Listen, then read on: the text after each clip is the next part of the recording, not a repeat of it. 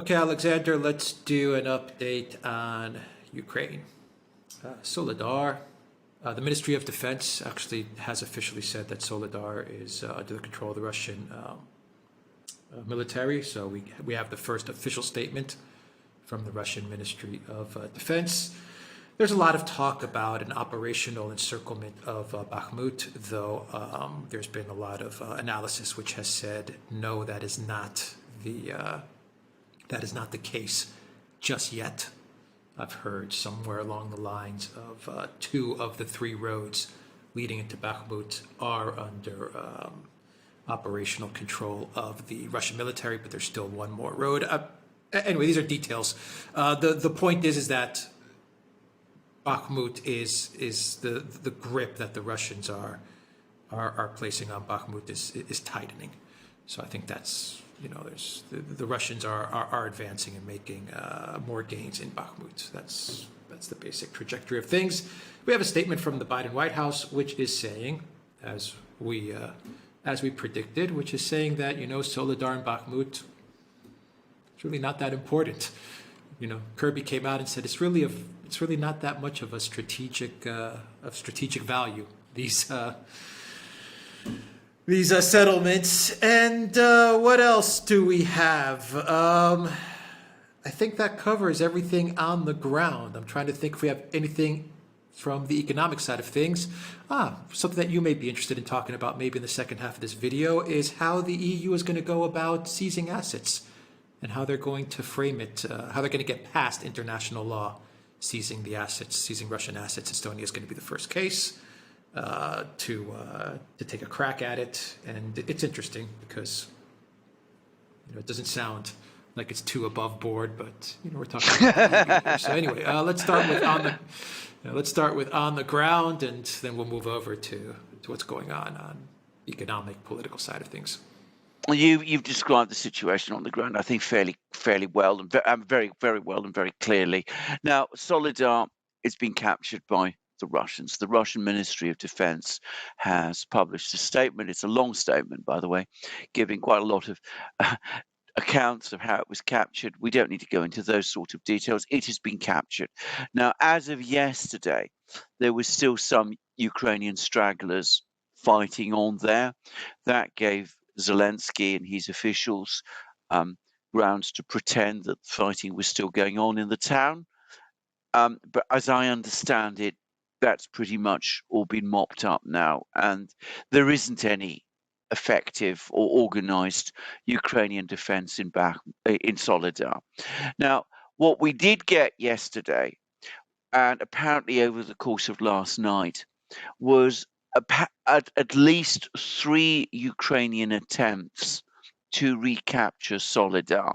Now, Kirby says Solidar isn't important.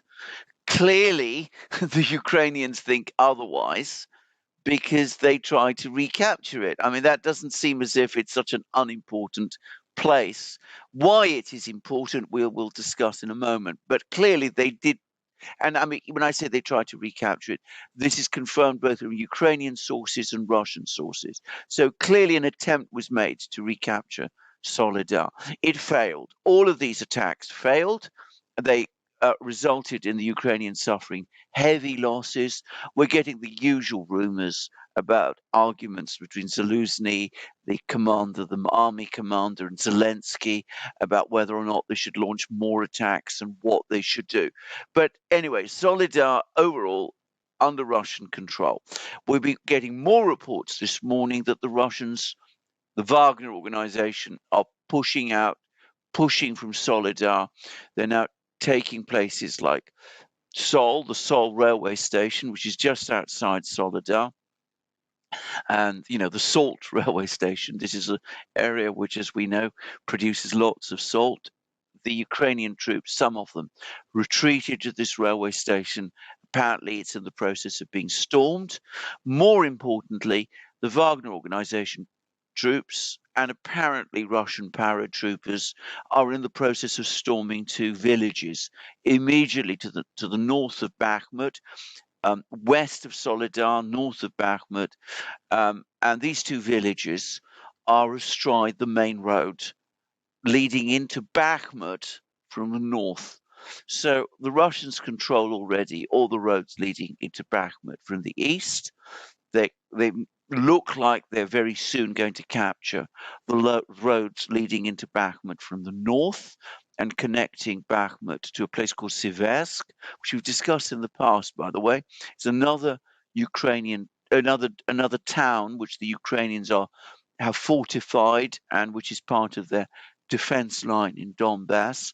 And it's said that if Ukraine loses control of this road, then the garrison that's holding out in Siversk is going to become, its position is going to become untenable.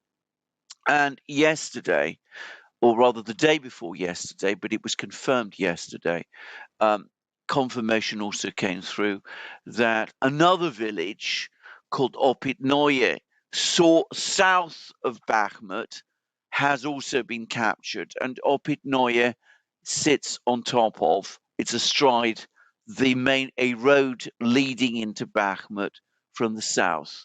So coming back to what you were saying, roads to the north about to be cut by the Russians, roads to the from the east already controlled by the Russians.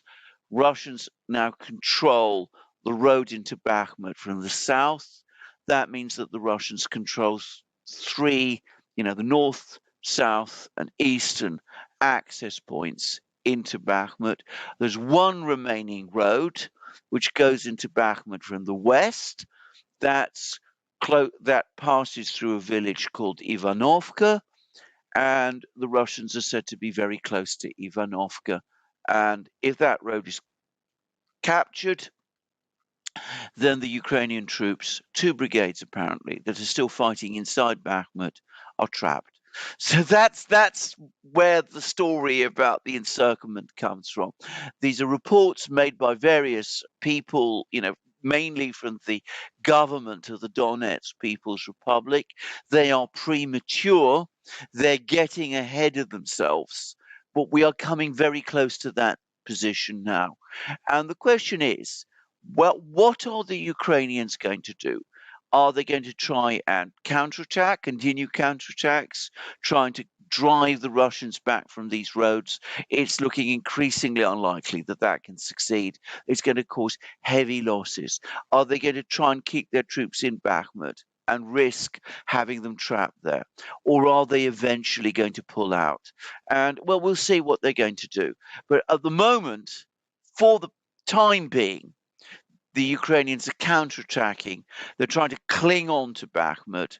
They're trying to, as I said, launch attacks to try to retake Soledar. Hopeless attacks. Nearly everybody agrees. And frankly, what they're doing is playing directly into Russian hands, because it means that more troops, more Ukrainian troops, are being thrown in, reinforcing what is increasingly looking like a failure and turning what is already a failure into a disaster. Okay, so the question is why? Why do they continue to do this when they should have pulled out months ago? Yes.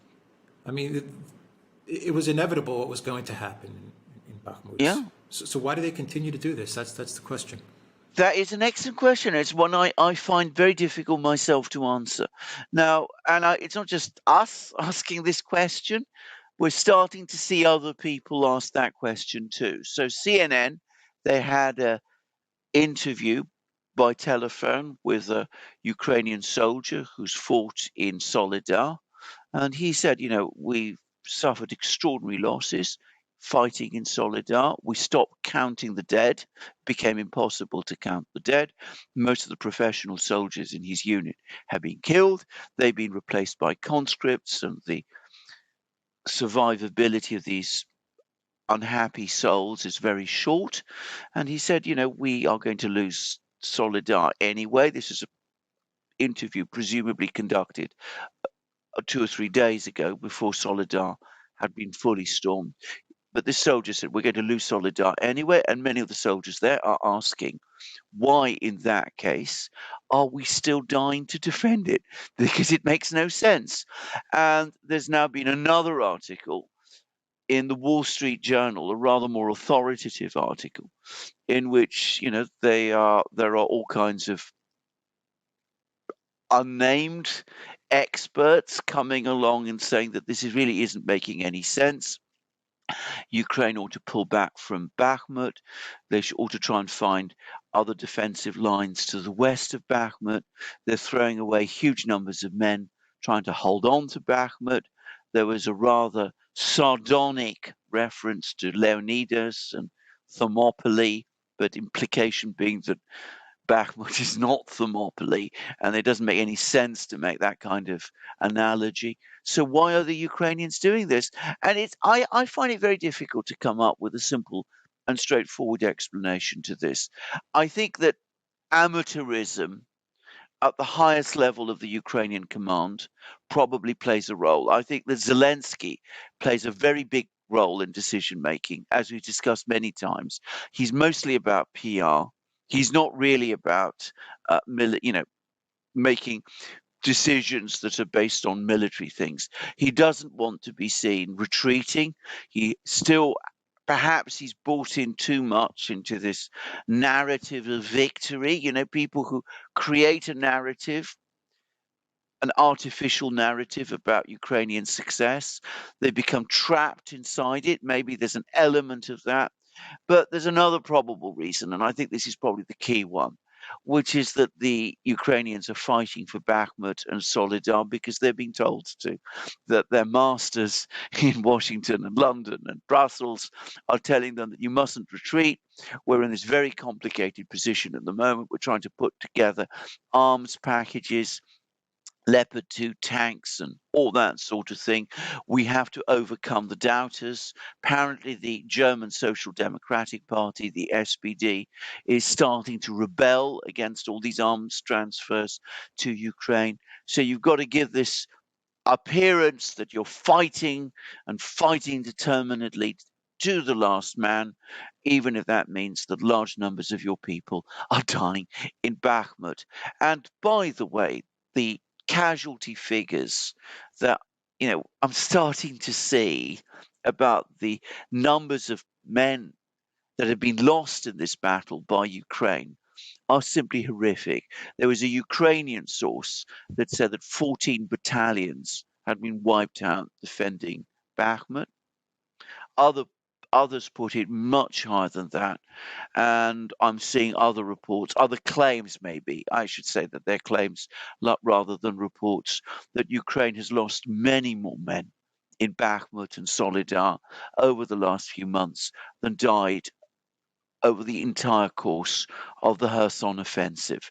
So, that gives you some idea. Just these two small places, relatively small places, and hundreds, probably thousands, perhaps tens of thousands, who knows how many, of people are dying, getting wounded, traumatized to hold these places for some reason that is very difficult to understand.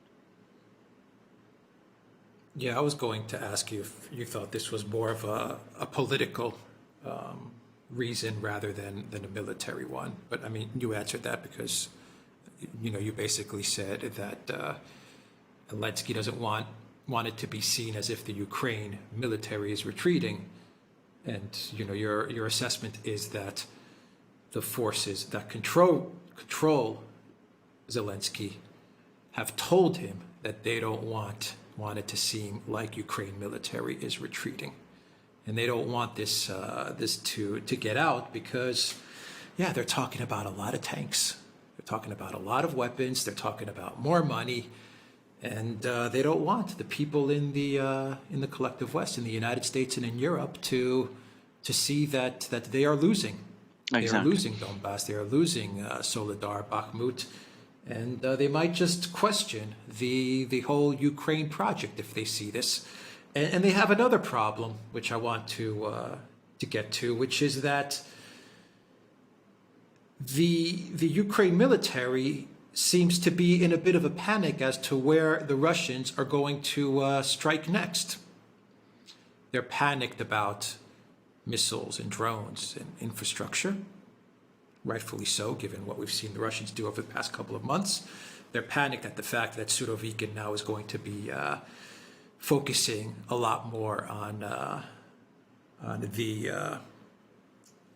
the Air Force side of things, and they're panicked at Belarus, and they're actually moving resources and personnel to the north in that direction as well, and they're fortifying Kiev.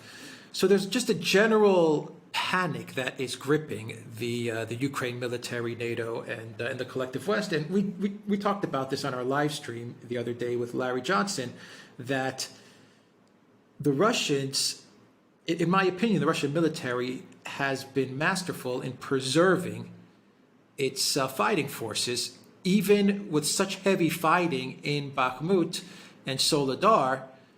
The Wagner forces, they did most of the heavy lifting, if not all of the heavy lifting, in certain villages. Yeah. And so you have 3, 4, 500,000 strong Russian military, just waiting in the wings. And if you're Ukraine, you're kind of saying to yourself, what do we do? We're bogged down in Bakhmut. We're bogged down in this Bakhmut-Soledar region. But we've got 400, 500, 600,000 Russian military, which could be hitting us from the north. There's talk about submarines and the possible move towards Odessa. You don't know where it's going to come from. It could be coming from the air and from missiles, or it could be all three, all four. Who knows? I mean, this is very bad, and you're absolutely correct. I mean, the Russians now have completely regained or gained the strategic initiative. They're keeping everybody guessing. I should add that just to increase perhaps the panic in Kiev even more, a Russian general, General Selyukov, has just visited the Russian grouping in Belarus, which is growing in size and military power all the time.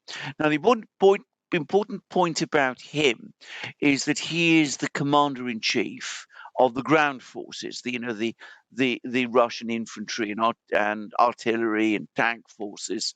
So Selyukov commands the aerospace forces, the aircraft, all of those sorts of things. Now, the other thing to understand about Selyukov is that he is also, alongside Surovikin, one of the three deputies who are directly subordinated to the man who is now the overall commander-in-chief of the Russian forces in Ukraine, who's General Gerasimov.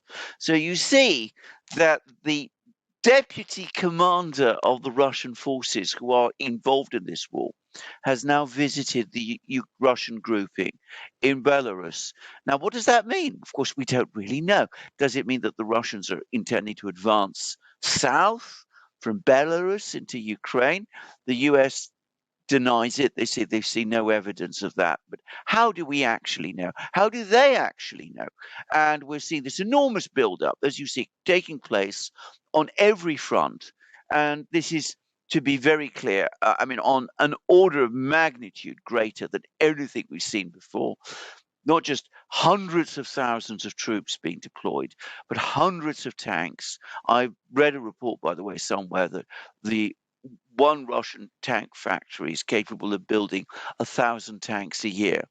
And that's, there's clearly no difficulty churning out tanks. And a lot of these new tanks that we're seeing, these T-90s, are apparently new build tanks, and they're pouring in tanks, infantry fighting vehicles, ammunition, artillery pieces, and is building up on an enormous scale. And you're quite right, fighting in Donbass that's been taking place again over the last couple of weeks has almost entirely been the work of two bodies that are not part of, if you like, the regular Russian army. One is the Wagner organization, and the other is the Donbass militia. The main force of the Russian army, which is now building up in extraordinary numbers, hasn't yet been committed to the battle to any great extent. And I think everybody expects that some big blow is coming. Nobody knows for sure where it's going to fall. I don't know. The Russians have managed again to keep it all extraordinarily secret. Their discipline here has been remarkable. If you actually, I mean, given that there must be all kinds of conferences and discussions going on all the time within the Russian military as they prepare for their next move. But nobody knows what they're going to do. But what we can see is these vast numbers of forces gathering around Ukraine. The Ukrainians are obviously panicking.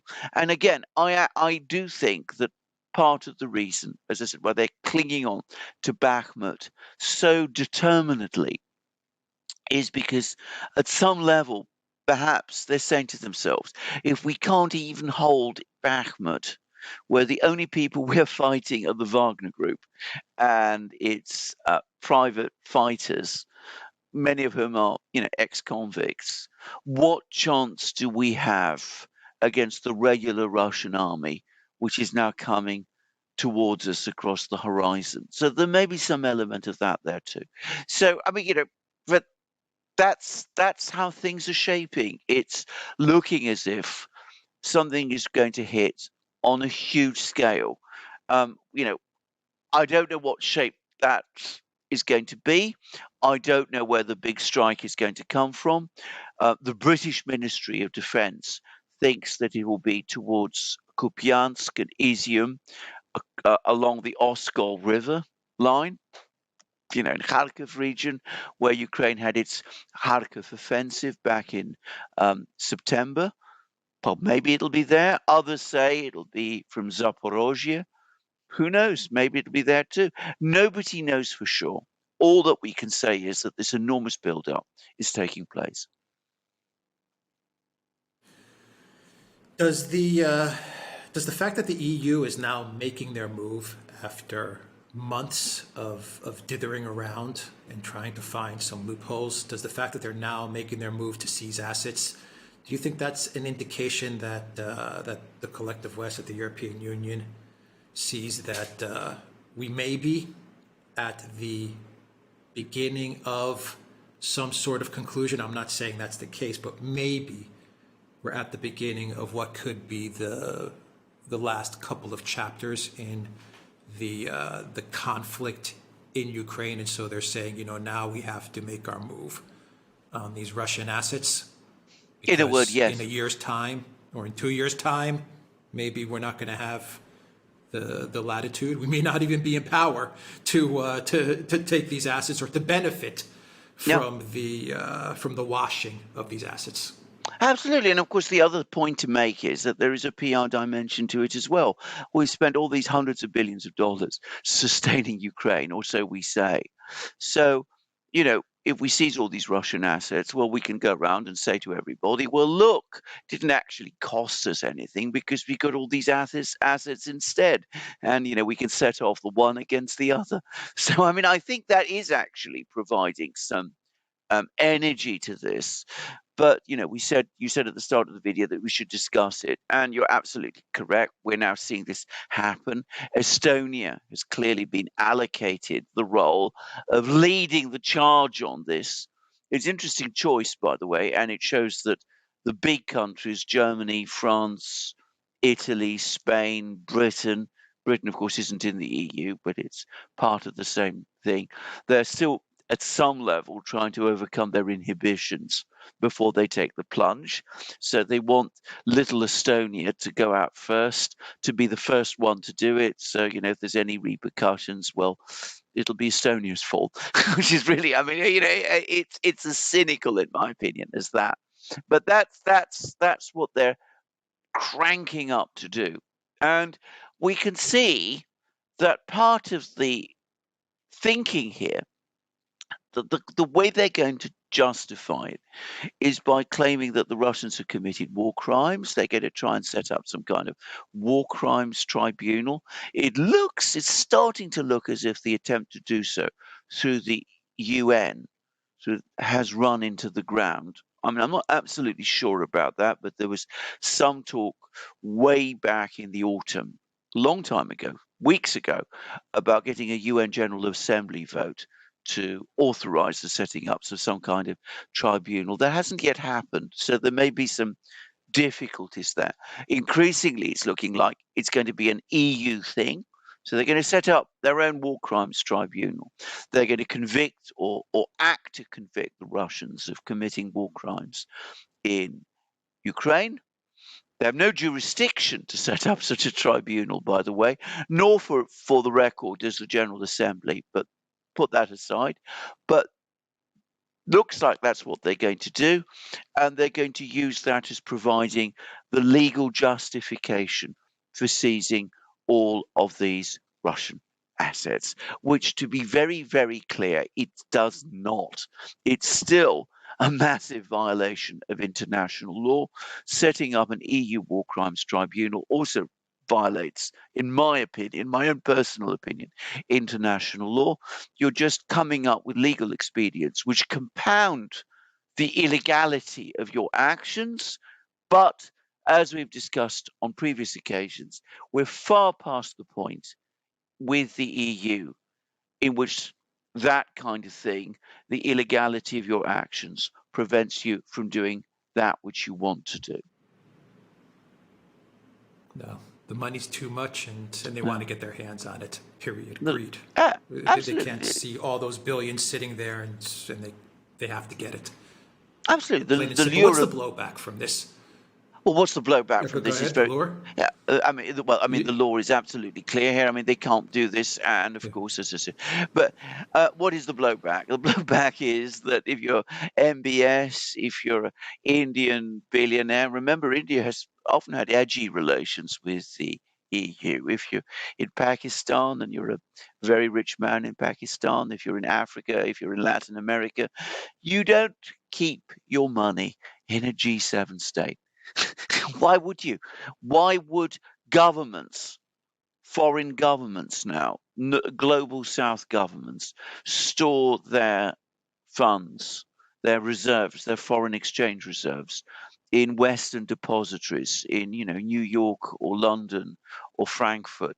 And because there's a real danger that it might be seized. And the next thing you're going to do is, if you're a global south government, you're going to say to yourself, is it really wise for me to keep my reserves in dollars?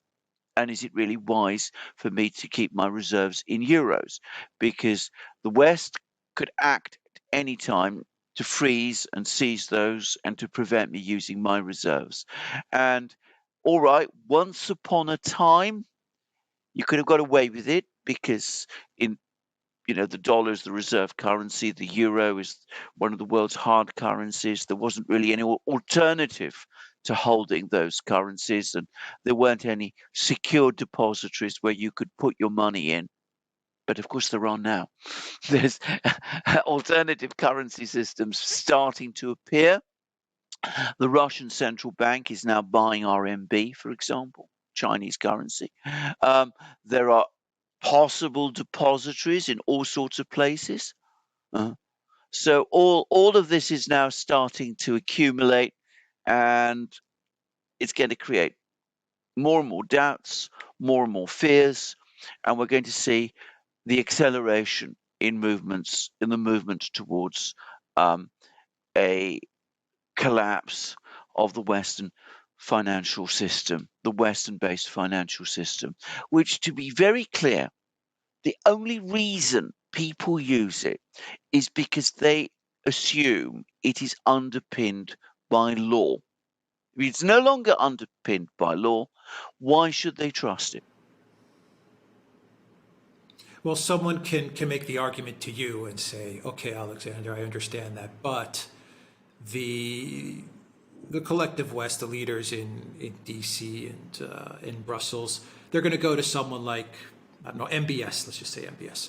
They're going to go to MBS and they're going to say, no, MBS, no need to worry about all your billions and all your assets, which are parked in New York and in London and Frankfurt. Don't worry about it. This is a special case because of the horrendous thing that Russia has done, and believe us, this is just a one-time thing that we're doing because of these circumstances that we had to do something because of the situation of this Russian invasion into Ukraine. What we're doing now is there's no way it's going to ever happen to your money and to your assets. So don't worry about it. You still have the law of the collective West that you can fall back on. Yeah, This I mean, is I'm just sure. specific to the Russians. Yeah, I'm sure they're saying that. I'm sure they're saying that to MBS and people like him as we speak. I'm sure there's all sorts of, emissaries from the West, from the central banks, coming along saying, "Don't worry, this is fine. This is an exception. This is never going to happen again. There's no conceivable way that we could do this to you." Would MBS trust them? Let's talk about MBS. I mean, just a few years ago, the West had a massive media campaign against him because of the Khashoggi affair. I mean, just one example. I mean, this is just MBS now. If you're talking about Modi, who was, the Prime Minister of India, again, it's not so long ago. He will remember it when he was being denied a visa to go to the United States because of his supposed involvement in a communal incident. I mean, there's been just too many cases of this to make it convincing any longer that this is just an exception. This is the exception that has made the rule. If the West can do this to the Russians, who are, a major power in the world, of course they can do it to other people, and of course they will. And that's what people are going to say. Why should I trust your word when your law has been shown to be not good? It's as if the West hasn't broken its word too many times by now. Yeah, exactly. I was just going to ask you that. And final question to wrap it up. Do the Russians and the Chinese, do they contact people like MBS, and do they say, because at the end of the day, the Chinese are also saying, you know what, this is business for us. If we can get this guy's money and assets parked with us, it's good for our banks, it's good for us as well. So do they come along to MBS? And we're using MBS now as an example here, but they go to MBS and they say, yeah, MBS, I know that that Blinken's been calling you and he's been giving you all of these assurances, and Lagarde's been calling you and giving you all these assurances, but Maduro, the gold, have they given that back? Do they make a counter argument to MBS and say, look, you're safer with us? Because they're saying it's only Russia, but look, they did it to Venezuela, and they did it to these guys, and Modi, and all these guys that they've done it to. So why should you believe their word? Absolutely, I'm sure they are. I'm sure they're saying that as well, and they're making the point to people like MBS. And you're quite right. We're just plucking MBS, but he's an obvious example. They say to him, "Look, we believe in and support international law." That's what we're talking about all of the time. The West now doesn't even talk about international law. They talk about this rules-based international order. We've asked them what the rules are, and they've never given us any idea of what these rules are. Nobody even knows what the rules are anymore. You can trust us because we don't preach to you, we don't lecture you, we don't come up with arrest warrants for you or threaten you with arrest warrants. We have always treated you straight. So, whom do you prefer at the end of the day? The West, who's acted in the way that you know, or us, who's always played with you straight? Now, we understand that once upon a time, there was no option. You had to put your money in New York or London because, frankly, that was the only game in town.